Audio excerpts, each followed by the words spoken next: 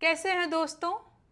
देश में तनाव का माहौल और युद्ध के आसार हैं, जिसके बीच मैं एक राहत देने वाली खबर आप लोगों से साझा करना चाहती हूं।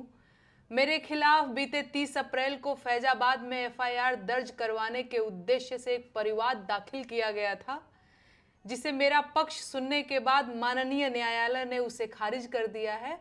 मैं बहुत खुश हूं। मुझे अपने देश की न्यायपालिका पर पूरा भरोसा है और मैं ये बात बखूबी जानती हूं कि अपने देश के संविधान की मजबूती के लिए लड़ना देश प्रेम का सुंदर उदाहरण है। मैं ये भी जानती हूं कि एक नागरिक के तौर पर अपने देश की सरकार से सवाल पूछना एक नागरिक का अधिकार और जिम्मेदारी दोनों है। मैंने अक्सर लोगों को भ्रमित होते हुए देखा है और समझा है कि कई बार लोग सरकार और देश दोनों को एक ही समझ लेते हैं और उन्हें लगता है कि देश की सरकार से सवाल पूछना अपने देश पर सवाल उठाने जैसी बात है, लेकिन ऐसा नहीं है। राजतंत्र और लोकतंत्र के बीच यही तो मुख्य अंतर है।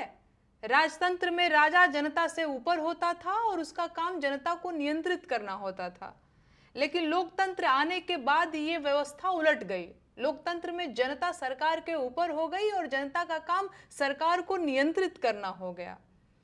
राजतंत्र में राजा मालिक होता था और जनता उसके अधीन होती थी, लेकिन लोकतंत्र में जनता मालिक है और सरकार उसकी सेवक बन गई है।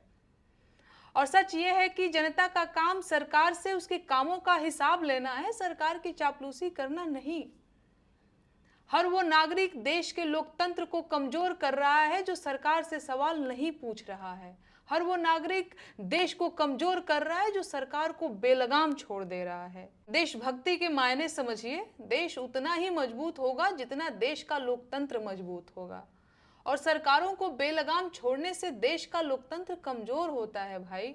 ऐसे में आपका कोई भी ऐसा काम जो आपके देश को कमजोर कर रहा है वो देशभक्ति नहीं है। लोकतंत्र में एक सच्चा नागरिक अपनी सरकार से मालिक की हैसियत से बात करता है और सवाल पूछता है।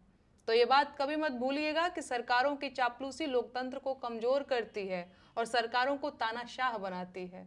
और इतिहास गवाह है कि तानाशाहों ने हमेशा अपने ही देशों को बर्बाद किया है।